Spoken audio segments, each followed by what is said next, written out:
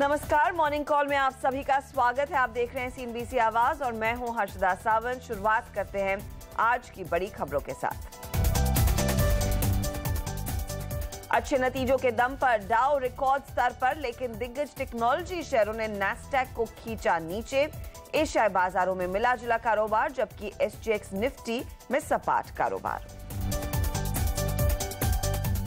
Take Mahindra ने पेश किए बेहतर नतीजे। डॉलर आय में उम्मीद से ज्यादा बढ़त, मार्जिन 9% के पार, मुनाफा भी 36% बढ़ा।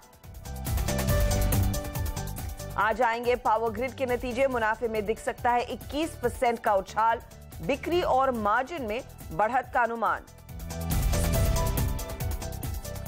और जुलाई की ऑटो बिक्री के आंकड़ों पर भी रहेगी नजर। मारुति, अशोक लेलैंड, आयशर मोटर्स से अच्छे प्रदर्शन की उम्मीद, लेकिन M&M, टाटा मोटर्स और बजाज ऑटो कर सकते हैं निराश। और आज से 3 अगस्त तक खुलेगा कोचिन शिपयार्ड का इशू। प्राइस बैंड 424 रुपए से 432 रुपए। इशू से 1450 करोड़ रुपए जुटाने की योजना। और पहले दिन 38% भरा SIS का IPO 2 अगस्त तक खुला रहेगा। प्राइस बैंड 805 से 815 रुपए। और सबसे पहले आपको बता दें कि आज क्या क्यूज देखने को मिल रहे हैं कारोबारी सत्र के लिए। हम बताएंगे आपको हमारे मार्केट एडिटर अनिल सिंघवी की क्या राय बन रही है। फिलहाल आज के अंतर्राष्ट्रीय बाजारों के संकेत देखकर माहौल तो तेजी का ही बनता हुआ दिखाई दे रहा है। SGX निफ्टी देखिए 10,100 के पार ट्रेड करता हुआ दिखाई दिया है और ग्लोबली चौतरफा खरीदारी बनती हुई दिखाई दे रही है। खासकर अमेरिकी बाजार में डाउ में अच्छी तेजी बनती दिखाई दी। ऐसे में अनिल सिंघवी हमारे मार्केट एडिटर कहते हैं कि आज आपने खरीदारी पर ही फोकस करना चाहिए। अब वो क्या ट्रिगर्स हैं जो भारतीय बाजार को और भी मजबूती की तरफ ले जाएंगे, इस पर हम डिटेल में बात करेंगे। लेकिन पहले विदेशी बाजारों के संकेत, जहां पर डाउ हाइस पर ट्रेड करता दिखाई दिया। नीरज बाजपेयी हमारे साथ जुड़ गए हैं। Neeraj, good morning. बताइए कैसा सेशन रहा है ग्लोबल मार्केट्स के लिए? Good morning Harshada. कल का सेशन ग्लोबल मार्केट के लिए काफी बेहतर था और रिजल्ट सीजन वहां भी चल रहा अमेरिका में, तो उसकी वजह से एक तेजी बनी। लेकिन कल रोल जो प्ले किया वो मेटल ने प्ले किया। कॉपर खास तौर पे बहुत तेजी में था, 2 साल की ऊंचाई पर जाके उसने ट्रेड किया। तो उसकी वजह से जो पुरानी इकोनॉमी वाले शेयर्स हैं, जो डाउ के कंपोजिट्स हैं, उसमें अच्छी तेजी देखने को मिली और वो एक रो में चलते रहे, उसका फायदा हुआ। आयरन ओर में बहुत अच्छी तेजी मिली, तो स्टील शेयरों में भी उसकी मजबूती देखने को मिली, तो वो एक बड़ा ट्रिगर वहां से निकल के आया। क्रूड जो लगातार नीचे की तरफ ट्रेड कर रहा था, वो भी 52 के आसपास ब्रेंट सेटल करता हुआ दिख रहा है। तो वो भी पॉजिटिव इसलिए क्योंकि अमेरिका के अपने जो ऑयल ब्लॉक्स हैं शेल वाले, वहां से प्रोडक्शन और रैंप अप हो रहा है, तो उसकी वजह से वहां के एनर्जी शेयरों में भी तेजी रही। तो ये तो US स्पेसिफिक था जिसकी तेजी बनती रही। लेकिन ग्लोबल इकोनॉमी में कल एक रिपोर्ट आई जिसमें तमाम संकेत दिखाई पड़े कि दुनिया भर की इकोनॉमी के आउटलुक पॉजिटिव हो रहे हैं और बदल रहे हैं। खासतौर पर अमेरिका में काफी अच्छी तेजी देखने को मिल रही है। इसका रिफ्लेक्शन करेंसी में भी था। डॉलर भी मजबूत हुआ है दूसरी करेंसी के मुकाबले। तो कुल मिलाकर अगर आप देखें तो संकेत बढ़िया है। तेजी के साथ वहां बंद हुए। रिजल्ट सीजन ऑलमोस्ट वहां खत्म हो चुका है और वो पूरे सीजन में करीब 79% कंपनियों के रिजल्ट्स उम्मीद से बेहतर आए हैं। तो ये सारे कारण थे जिसकी वजह से कल अमेरिकी बाजार में अच्छी तेजी बनी। तो संकेत बेहतर कहे जाएंगे। शुक्रिया नीरज इस जानकारी के लिए। तो ग्लोबल मार्केट से संकेत बेहतर। ऐसे में भारतीय बाजारों में कल के जोश को और कितना बढ़ाया जाएगा, अनिल सिंघवी हमारे साथ जुड़ गए, CNBC आवाज के market editor. Anil, good morning. कल हमने देखा बैंकिंग काउंटर्स के बदौलत अच्छी तेजी बनती हुई दिखाई दी। आज के लिए संकेत विदेशी बाजारों से ठीक है, कितनी और रैली को मदद मिलेगी?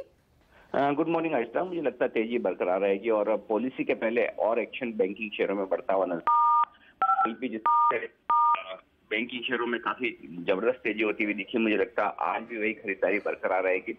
जहां तक बाजार का सवाल है, 10,000 अब बाजार के लिए बेहद अहम लेवल के तौर पर सामने आता हुआ दिख रहा है और मुझे लगता है कि वो लेवल आसानी से टूटेगा नहीं। तो इंट्राडे बेसिस पर भी और क्लोजिंग बेसिस पर भी दोनों ही जगह 10,000 का लेवल स्टॉप लॉस का काम करेगा और जब तक आप 10,000 के ऊपर हैं, डेफिनेटली तेजी की पोजीशन को होल्ड भी करना चाहिए और ऐड भी करना चाहिए। तो 10,000 के स्टॉप लॉस के साथ निफ्टी को खरीदना चाहिए। 10,100, 10,150 ये 2 ऊपर की तरफ से लेवल हो सकते हैं। वहीं बैंक निफ्टी में अगर आप देखें तो कल जिस तरह से SBI जैसे दिग्गज शेयरों ने लीड किया और वहां पर काफी जबरदस्त डिलीवरी बेस्ड खरीदारी हुई, बैंक निफ्टी में यहाँ से भी और तेजी बन सकती है। 24,900 के स्टॉप लॉस के साथ खरीदारी करनी चाहिए। 25,300 के टारगेट के लिए बैंक निफ्टी में भी तेजी करें। तो अगर आज किसी भी वजह से सुस्त या कमजोर शुरुआत हो तो तुरंत खरीदारी कर लेनी चाहिए। अनिल, जो FII और डोमेस्टिक इंस्टीट्यूशंस के आंकड़े दिखा रहे हैं, ऑफ कोर्स डोमेस्टिक इंस्टीट्यूशंस के पास भरपूर पैसा है तो लगातार मौके ढूंढकर वो पैसे लगा रहे, लेकिन विदेशी निवेशक बिकवाली से क्या कुछ और पढ़ना चाहिए या फिर एक नॉर्मल प्रॉफिट बुकिंग का माहौल बनता दिखाई दे रहा है? क्योंकि फिर हम देख रहे हैं 1200 करोड़ की बिकवाली हुई है।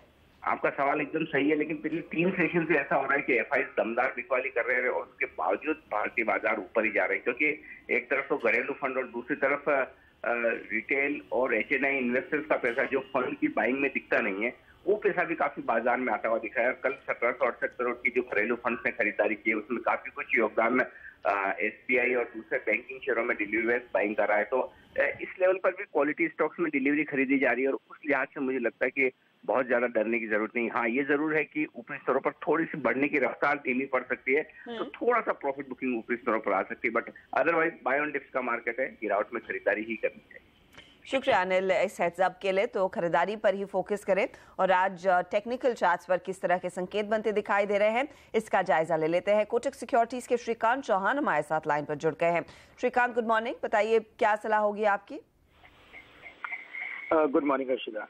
देखिए, मुझे लगता है कि मार्केट वैसे जो कल के क्लोजिंग के बाद और जैसे डोमेस्टिक बेसिस पे जो न्यूज फ्लो फ्रंट थे, न्यूज फ्लो जो डोमेस्टिक फ्रंट पे थे, उसके बेसिस पे लगता है कि मार्केट में अगर कोई गिरावट अगर आती है आज के दिन में स्पेशली, तो हमें लॉन्ग करके चलना चाहिए, क्योंकि क्रेडिट पॉलिसी या तो बड़े इवेंट के एक दिन पहले हमेशा मार्केट एक न्यूट्रल लेवल पे आके क्लोज हो जाता है। तो लोअर लेवल्स अगर मिलते हैं 10,030, 10,040 के, तो मुझे लगता है वहाँ पे लॉन्ग करना चाहिए, जिसे स्टॉप लॉस एट 9980 और हम टारगेट्स रखेंगे उसके लिए 10,120 से लेकर 10,200 के।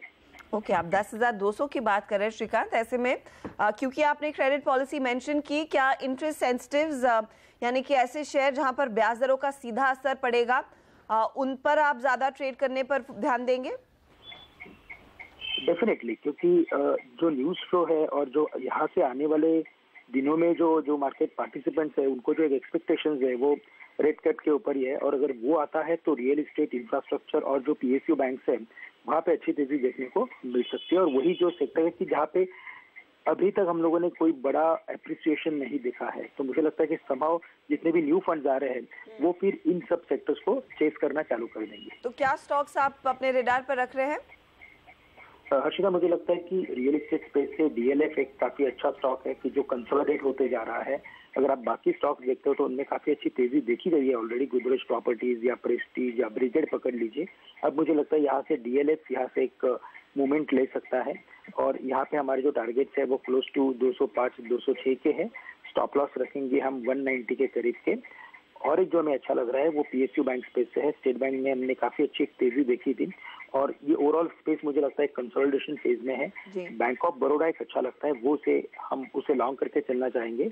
स्टॉप लॉस रखेंगे 162 के करीब के और टारगेट्स रहेंगे 175 के।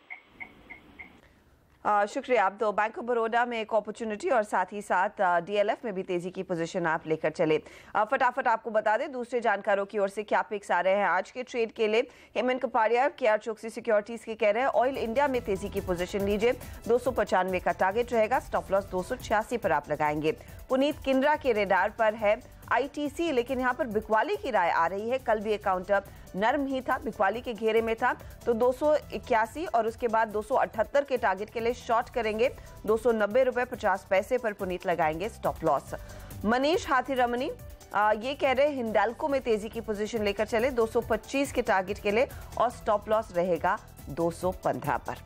अब बात करते हैं आज के स्टॉक्स पर जहां पर एक्शन पूरा देखने को मिलेगा। नतीजों के लिहाज से पावर ग्रिड एक दिग्गज है जिसके नतीजे आने वाले हैं। अब क्या उम्मीद कर रहा है बाजार? कल याद रखिए 4% का उछाल बाजार बंद होते होते दिखाई दिया था। वरुण दुबे हमारे साथ जुड़ गए हैं। वरुण, बताइए पावर ग्रिड किस तरह के नतीजे पेश करेगा? देखिए, पावर ग्रिड के नतीजे बेहतरीन रहेंगे। इस क्वार्टर इस कंपनी की कमीशनिंग एक्टिविटी में काफ़ी हद तक सुधार हुआ है, डिमांड बेहतर रही है, वॉल्यूम्स में अच्छी खासी बढ़ोतरी की उम्मीद है और मर्चेंट प्राइसेस जो है वो भी काफ़ी हद तक फर्म रही है, जिसका काफ़ी हद तक फ़ायदा इस कंपनी को मिलेगा। सेल्स में हमारा अनुमान है कि 19 से 20% के आसपास की बढ़ोतरी होगी। 7,255 करोड़ के आसपास से आ सकता है। मुनाफे में भी करीब 21% के आसपास का अच्छा जंप आपको देखने मिलेगा। मार्जिन्स में भी अच्छे खासे सुधार होगा। 88.4% से बढ़ के ये 89% के आसपास आ सकता है। तो पावर ग्रिड से एक बेहतरीन नतीजे की उम्मीद है। पावर ग्रिड अपने नतीजे पेश करेगा आज। साथ ही जुलाई के ऑटो बिक्री के आंकड़े भी आने वाले हैं और यहाँ पर सोनम मेहता हमारे साथ जुड़ गई है। सोनम, क्या परफॉर्मेंस रहेगा जुलाई के महीने में? जीएसटी के बड़े पड़ाव को तो ऑटो सेक्टर ने पार कर लिया है। अब यहां से एक अच्छी खासी वॉल्यूम रिकवरी दिखाई दे रही है। इन्वेंट्री बिल्डअप हो रहा है और उसका सारा फायदा इन सारी कंपनियों को मिलने वाला है। बल्कि टू व्हीलर्स और ट्रैक्टर कंपनियों को जबरदस्त फायदा मिलता हुआ दिखाई देगा, जहां पे रूरल डिमांड बेहद ही मजबूत रही है बेहतरीन बारिश होने के कारण। ओवरऑल आंकड़ों में जबरदस्त जंप देखने को मिलेगा, खास करके टू व्हीलर्स और ट्रैक्टर सेगमेंट कंपनियों में। मारुति स्टॉक स्पेसिफिक बात करें तो मारुति में डबल डिजिट ग्रोथ दिखाई देगा, जहां पे कंपनी के प्रीमियम गाड़ियों को अब भी बेहतरीन रिस्पांस मिल रहा है। एमएनएम की ट्रैक्टर बिक्री में 24% का जबरदस्त जंप देखने को मिलेगा साल दर साल। वही ऑटो बिक्री थोड़ी सी फ्लैट रहेगी, जहां पे एक्सपोर्ट फ्रंट पे हाल थोड़ा सा बेहाल है। टाटा मोटर्स की बात करें तो वहां पर भी फ्लैट परफॉर्मेंस देखने को मिलेगा, जहां पे एमएससीवी प्रदर्शन तो जबरदस्त है, लेकिन नए लॉन्चेस कम होने के कारण टाटा मोटर्स के कुल आंकड़े पर दबाव बनता हुआ दिखाई देगा। अशोक लेलैंड से बेहतरीन आंकड़ों की उम्मीद रख सकते हैं। 19% का जबरदस्त जंप साल दर साल देखने को मिल सकता है, जहां परफॉर्मेंस जबरदस्त चल रहा है दोनों एमएचसीवी और एलसीवी सेगमेंट का। टू व्हीलर स्पेस में बजाज ऑटो से बेहद ही फ्लैट परफॉर्मेंस की एक्सपेक्टेशन रखिए, क्योंकि डोमेस्टिक फ्रंट पर दबाव बना हुआ है, वही एक्सपोर्ट्स में थोड़ा सा सुधार देखने को मिलेगा। लेकिन हीरो मोटोकॉर्प, टीवीएस मोटर्स इस बार आउट परफॉर्म करता हुआ दिखाई दे सकता है। मजबूत रूरल डिमांड के कारण दोनों डबल डिजिट ग्रोथ डिलीवर कर सकते हैं। और finally Eicher Motors, royal Enfield की बिक्री अब भी जबरदस्त चल रही है, तो उसका फायदा कंपनी को मिलता हुआ दिखाई देगा। लेकिन कमर्शियल व्हीकल स्पेस में थोड़ा सा दबाव है, जिसके कारण बिक्री में गिरावट आ सकती है।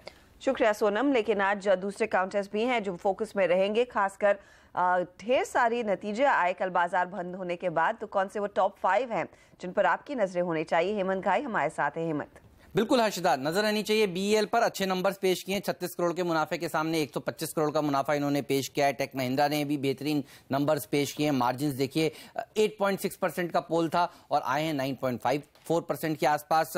इवन हेक्सावेयर के गाइडेंस काफी जबरदस्त आई है, तो इन आईटी पैक के ऊपर नजर रखिएगा। इंटरग्लोब एविएशन ने अच्छे नतीजे पेश किए हैं, तो आज पूरा का पूरा एविएशन पैक फोकस में रह सकता है। इंटरग्लोब के मार्जिन्स देखिए 17.8% थे पिछले साल इसी तिमाही में, और अब वो बढ़कर 19% के पार निकल गए हैं। तो एविएशन पैक पर नजर रखिए और साथ ही शक्ति पंप पर भी नजर रखिए। करीब करीब 1.5 lakh share old bridge capital ने 476 रुपीस के भाव पर खरीदे हैं, तो ये स्टॉक फोकस में रहेगा। और शोभा पर भी नजर रखिए, इसके नतीजे आने वाले हैं इस हफ्ते शुक्रवार को। नतीजों के साथ साथ कंपनी बाय बैक भी करने वाली है, तो ये शेयर भी आज फोकस में रहने वाला है। चले, तो कई सारे स्टॉक्स आज रेडार पर रहेंगे, लेकिन रिजल्ट्स के लिहाज से याद रखिए BEL, Tech Mahindra, InterGlobe Aviation काफी बेहतर नंबर्स आए हैं और इस पर बाजार अपना रिएक्शन और थम्स अप जरूर देता हुआ नजर आएगा।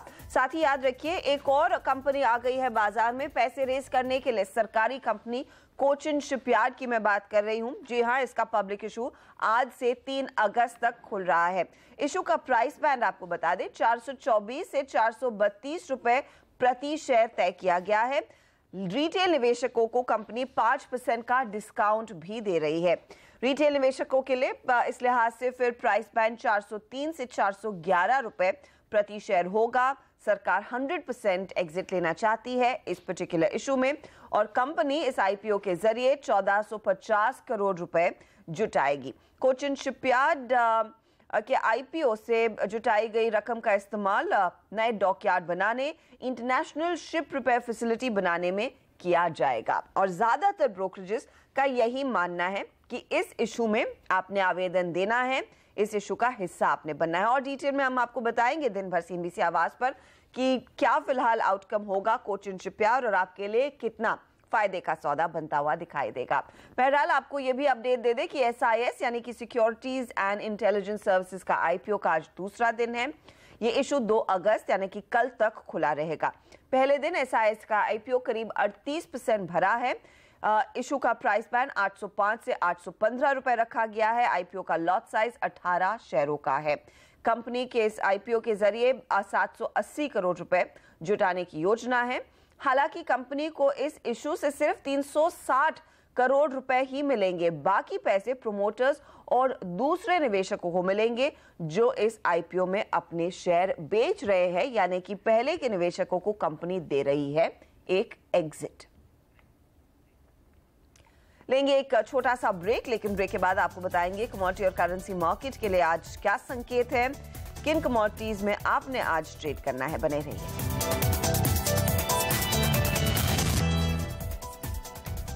आप देख रहे हैं मॉर्निंग कॉल और अब जायजा लेते हैं कमोडिटी और करेंसी मार्केट का। कच्चा तेल यहां पर अच्छी तेजी बनती हुई दिखाई दे रही है। 2 महीने के उच्चतम स्तर पर पहुंच गई है ये कमोडिटी। ब्रेंट पर ध्यान दीजिए, $52 के पार कारोबार बनता दिखाई दे रहा है। यहां पर स्टेबल है, इनफैक्ट $53 के करीब ये ट्रेड बनता हुआ, और नाइमेक्स भी आप देखेंगे $50 के पास आ चुका है। सोने में इस बीच एक मिला जुला सा ही क्रम बनता हुआ दिखाई दे रहा है। हालांकि ये 7 हफ्तों के हाईस पर जाकर कुछ स्टेबल होने की कोशिश जरूर कर रहा है। तो ऐसे में क्या ट्रेड लिया जाए, हमारे साथ है कुंवरजी ग्रुप के रवि देवरा। Ravi, good morning. पहले कच्चा तेल, क्योंकि यहाँ पर हमने देखा है लगातार दूसरा तीसरा दिन होगा जहां पर ब्रेंट $52 से $53 की रेंज में ट्रेड करता हुआ दिखाई दे रहा है। कितनी और तेजी की उम्मीद की जा सकती है? Good morning Harsha. आज के दिन लग रहा है कि क्रूड आज के दिन तेज रह सकता है। कल एक मार्केट में मिक्स मोमेंटम दिखा था, थोड़ा कंसोलिडेशन दिखा था, बस बाद में जो WTI क्रूड है उसने अपना इम्पोर्टेंट रजिस्टर $50 का लेवल ब्रेक किया है। तो आज के दिन में लग रहा है कि क्रूड में एक अच्छी तेजी देखने को मिल सकती है। तो आज ओपन के ट्रेड में क्रूड बाय करने का रिकमेंडेशन रहेगा। 3120 का मेरा स्टॉप लॉस रहेगा। इंट्राडे में लग रहा है कि 3240 एंड 3280 तक के लेवल साथ देखने को मिल सकते हैं। तो आज करीबन 3 से 4% के एक तेजी के कॉल लेके क्रूड में बाय करना चाहिए।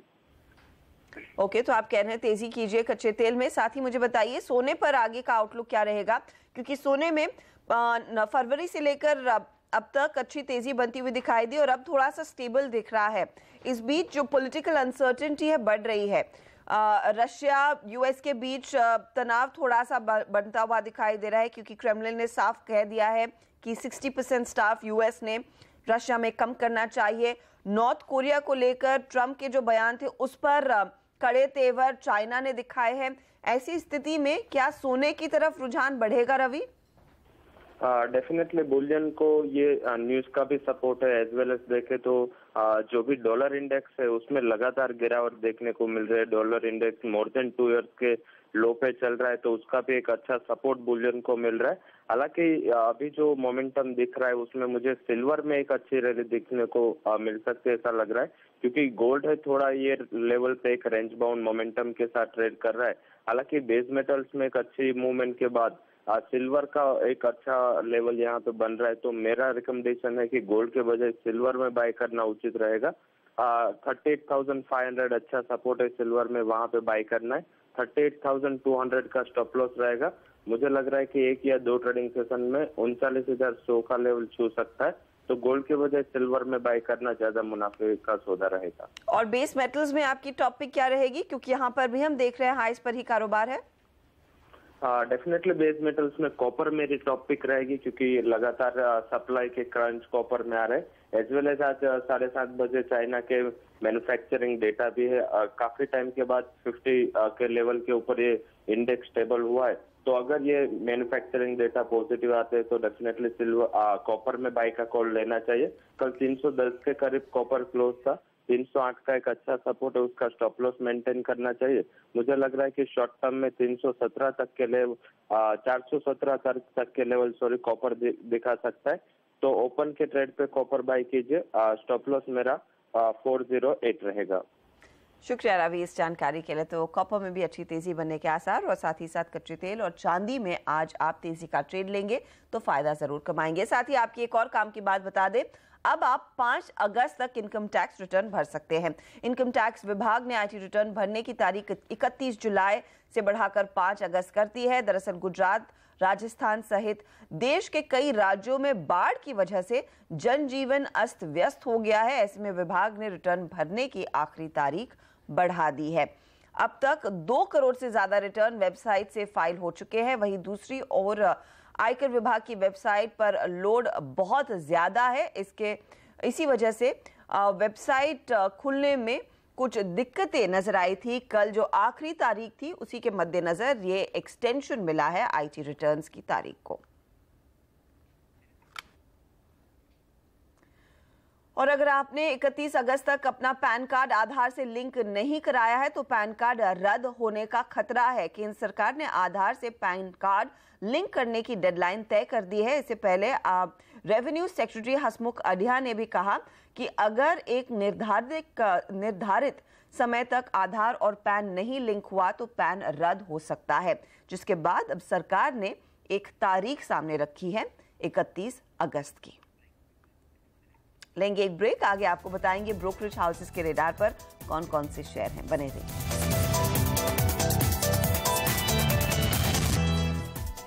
और मॉर्निंग कॉल में अब फोकस करते हैं कि एफआईआई ब्रोकरेज हाउसेस ने अपने रेडार पर कौन से शेयर रखे हैं, खासकर कल नतीजे आने के बाद क्या राय बन रही है टेक महिंद्रा, गोदरेज कंज्यूमर जैसी कंपनियों पर।